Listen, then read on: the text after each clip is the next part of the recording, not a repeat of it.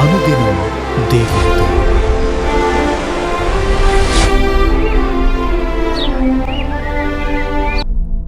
Praise the Lord. అనుదినం దేవునితోనే కార్యక్రమాన్ని చూస్తున్న మీ అందరికీ మన ప్రభువైన రక్షకుడైన యేసుక్రీస్తు ఘనమైన నామంలో వందనాలు. ఉదయకాలం దేవుని వాక్యం చూసుకుందాం. మత్తయి సువార్త 16వ అధ్యాయం 25వ వచనం. తన ప్రాణమును రక్షించుకొనగోరువాడు దాన్ని పోగొట్టుకొనును, నా నిమిత్తము తన ప్రాణమును పోగొట్టుకున్నవాడు దాన్ని దక్కించుకొనును. పాలస్తీనా దేశంలో 2 సముద్రాలు ఉన్నాయి. ఒకే నది నీరు ఈ 2 సముద్రాల్లోకి వచ్చి చేరుతుంది. ఈ నది యోర్దాను నది. ఈ 2 సముద్రాలలో ఒకటి చాలా ఆహ్లాదకరంగా, చాలా చూడముచ్చటగా ఉంటుంది. దాంట్లో విస్తారమైనటువంటి చేపలు ఉన్నాయి. దాని తీరం అంతా చాలా పచ్చగా సుందరంగా ఉంటుంది. దాని ఇరుప్రక్కల చాలా చెట్లున్నాయి. అవి వాటి కాలంలో పుష్పిస్తూ చక్కగా ఫలిస్తూ ఉంటాయి. దాని కొమ్మలు చాలా విస్తరించి చక్కటి నీడనిస్తూ ఉంటాయి. దాని వేళ్ళు సముద్రంలో బాగా చొచ్చుకుపోయి నీటిని బాగా పీల్చుకుంటూ ఉంటాయి. ఆ నీళ్లు చాలా మధురంగా ఉంటాయి. ఆ సముద్రపు తీరంలో ఇసుక తినుల మీద పిల్లలు ఆడుకుంటూ ఉంటారు. ఒకసారి పిల్లలు అలాగా ఆడుకుంటూ ఉన్నప్పుడు యేసుక్రీస్తు ప్రభువారు అదే చోట ఉన్నాడు. ఆ దృశ్యాన్ని చూసి ఆయన చాలా సంతోషించినాడు. వెండిలాగా మెరుస్తున్నటువంటి ఆ తీర ప్రాంతాలను, ఆ పరిసరాలను యేసుక్రీస్తు ప్రభువారు గమనిస్తూ ఎన్నో ఉపమానాలు కూడా చెప్పినాడు. 5,000 మంది ప్రజలు పోషించబడినటువంటి స్థలము ఈ స్థలానికి ఎక్కువ దూరంలో లేదు. అదే గలిలయ సముద్రం. ఆ తీరమే గలిలయ సముద్ర తీరం. యోర్దాను నది దక్షిణంగా ప్రవహిస్తూ వేరొక సముద్రంలో కలుస్తుంది. ఆ సముద్రంలో చేపల సంచారం కనపడదు.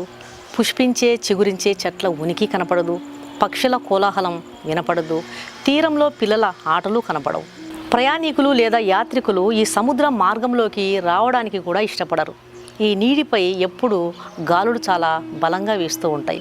ఈ సముద్రపు నీటిని మనుషులు కానీ, మృగాలు కానీ, ఆఖరికి పక్షులు కూడా త్రాగవు. దీనిని మృత సముద్రం అంటారు. యోర్దాను నది నీరు మృత సముద్రంలో కలుస్తుంది. అలాగే గలిలయ సముద్రంలో కూడా కలుస్తుంది. అయితే గలిలయ సముద్రపు నీరు మధురంగా ఉంటుంది. ఇంకా మధురంగా అది మారుతుంది. మృత సముద్రపు నీటిలో యోర్దాను నది నీరు కలిసినప్పటికీ ఆ నీటి స్వభావంలో ఏ మార్పు లేదు. అవి నిర్మింపబడిన ప్రాంతపు నేలను బట్టి, దేశ నైసర్గిక స్థితిగతులను బట్టి ఆ నీళ్ళ స్థితి ఆధారపడలేదు. వ్యత్యాసం ఏమిటంటే గలిలయ సముద్రంలోనికి వచ్చి కలిసే నీరు అంతే పరిమాణంలో వేరొక దిక్కు నుండి బయటికి ప్రవహిస్తుంది. ఇచ్చి పుచ్చుకోవడం అనేది ఈ సముద్రానికి ఉన్నటువంటి లక్షణం. అయితే మృత సముద్రం పరిస్థితి వేరు. మృత సముద్రంలోనికి వచ్చి కలిసే నీరు అలాగే నిలిచిపోతుంది. అది అక్కడే ఉంటుంది. బయటికి ప్రవహించే పరిస్థితి ఈ సముద్రానికి లేదు. ఈ ప్రపంచంలో 2 రకాలైన ప్రజలున్నారు. ఒక గుంపు గలిలయ సముద్రంలాగా ఉంటారు. ఇంకొక గుంపు మృత సముద్రంలాగా ఉంటారు. ప్రియమైన దేవుని బిడ్డ, నువ్వు ఏ గుంపుకు చెందినవాడవు? మనము గలిలయ సముద్రంలాగా ఇచ్చి పుచ్చుకున్నటువంటి ధోరణి కలిగి ఉండాలి. దేవుడు మనకిచ్చినటువంటి రక్షణను, దేవుడు మనకిచ్చినటువంటి విడుదలను, స్వస్థతను, సమాధానాన్ని, దేవుడు మనకిచ్చినటువంటి ఆయుష్ను, దేవుని దగ్గర నుండి ఉచితంగా మనం పొందుకున్నటువంటి దీవెనలను, ఆశీర్వాదాలను మనం అలాగే ఉంచేసుకోకూడదు.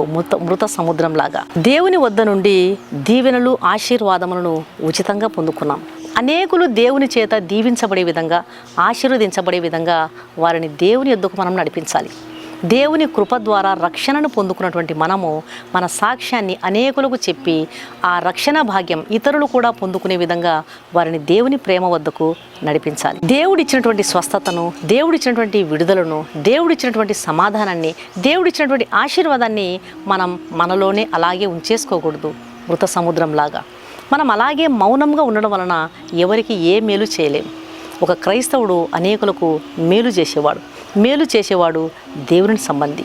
దేవుడిచ్చినటువంటి ఆశ్చర్యకార్యాలను, దేవుడిచ్చినటువంటి ఉచితమైనటువంటి మేలులను, దేవుడిచ్చిన గొప్ప ధననిధిని, దేవుడిచ్చిన ఐశ్వర్యము, దేవుడిచ్చినటువంటి సమస్తమును దేవుని పని కొరకు, దేవుని మహిమ కొరకు, దేవుని రాజ్య విస్తరణ కొరకు దాన్ని మనం తప్పకుండా వాడాలి. గలిలయ సముద్రంలాగా ఇచ్చి పుచ్చుకునేటువంటి లక్షణాన్ని మనం కలిగి ఉండాలి. గలిలయ సముద్రము ఎంత నీరు అది పొందుకుంటుందో తిరిగి అంతే పరిమాణంలో అది బయటికి ప్రవహిస్తుంది. మనం దేవుని దగ్గర నుండి ఎంత దీవెనలను, ఎంత ఆశీర్వాదములను, ఎంత స్వస్థతలను, ఎన్ని గొప్ప ఆశీర్వాదాలను పొందుకున్నామో వాటిని మనం ప్రజలకు పొందుకునే విధంగా, వారు కూడా దీవించబడే విధంగా, వారు కూడా ఆశీర్వదించబడే విధంగా, వారు కూడా స్వస్థత పొందే విధంగా, వారు కూడా దురాత్మల నుంచి, దెయ్యాల నుంచి, బలహీనతల నుంచి, పాపాల నుంచి విడుదల పొందే విధంగా, పాప క్షమాపణ పొందుకునే విధంగా, పరలోక రాజ్య వారసులుగా వారు కూడా అయ్యే విధంగా మనం తప్పకుండా దేవుని ప్రేమను ప్రకటించాలి. మనం పొందుకున్న ప్రతి వాటిని కూడా మనం అలాగే ఉంచేసుకోకూడదు. అలాగే ఉంచుకోవడం వలన మనకి ఏ విధమైన మేలు ఉండదు. అది ఎవరికి ఏ మేలు చేయదు. ఈ ప్రాణమే దేవుడిచ్చింది.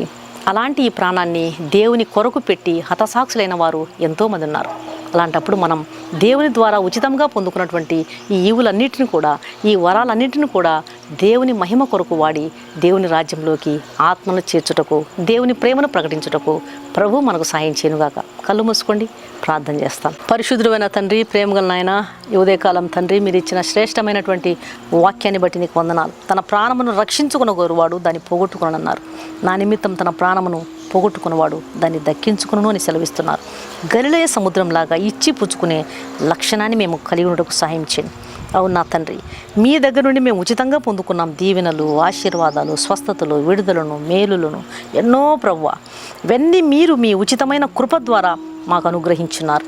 కాబట్టి మేము పొందుకున్నటువంటి ఈ మేలులను అనేకులు మేలు పొందే విధంగా, అనేకులు నీ చేత దీవించబడే విధంగా వారిని నీ యొద్దకు నడిపించుటకు మాకు సహాయం చేయండి. మా సాక్ష్యాన్ని చెప్పి అనేకులు నీ ప్రేమను ప్రకటించే కృప దయచేయండి. మౌనంగా అలాగే ఎవరికి చెప్పకుండా ఉండడం వలన ఎవరికి మేము ఏ మేలు చేయలేము. మృత సముద్రం ఎవరికి ఏం మేలు లేదు నాయన. మృత సముద్రం వలన ఎవరికి ఏం మేలు. పిల్లల కోలాహలం, ఆటపాటలు ఉండవు, పక్షుల కోలాహలం ఉండదు, పుష్పించే చిగురించే చెట్ల ఉనికి అస్సలు కనపడదు, చేపలు కూడా ఉండవు. దానివలన ఎవరికి ఏ ఉపయోగం లేదు. మృత సముద్రంలాగా మేమెన్నడూ ఉండనివ్వవద్దు తండ్రి. నా ప్రియమైన ప్రభు, అనేకులకు ఉపకారం చేసే విధంగా ఉన్నాడు. ఉచితమైన మేలతో మీరు నింపబడి ఉన్నారు. అలాంటి లక్షణాలే మాకు మీరు దయచేయండి. ఈ వాక్యం వెంటనే ప్రతి ఒక్కరిని మీరు దర్శించండి, సహాయం చేయండి. గర్భవతులను దర్శించండి, సుఖప్రసవం దయచేయండి. అనారోగ్యంతో మీరు ముట్టండి. ఉద్యోగుల కోసం ప్రయాసపడే వారికి మీరు సాయం చేయండి. గర్భఫలం కొరకు ఎదురు చూసే వారికి మీరు కృప చూపించండి.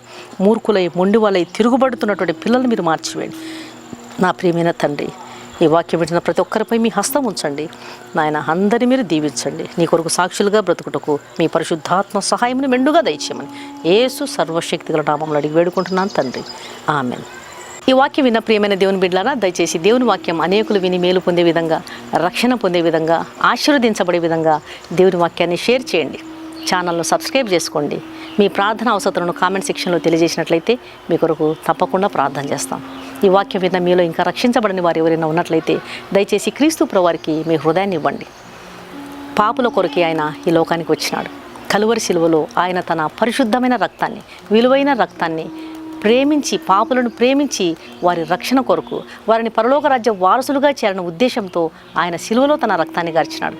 ఆయన రక్తంలో కడుగబడకపోతే ఒక పాపికి రక్షణ లేదు, నిరీక్షణ లేదు, పాప క్షమాపణ లేదు. కాబట్టి ఆయన ఇచ్చే ఉచితమైన రక్షణను స్వీకరించండి. ఆయన ఇచ్చే ఆహ్వానాన్ని తృణీకరించవద్దండి. దేవుడి మీ ఆత్మను రక్షించునుగాక. God bless you.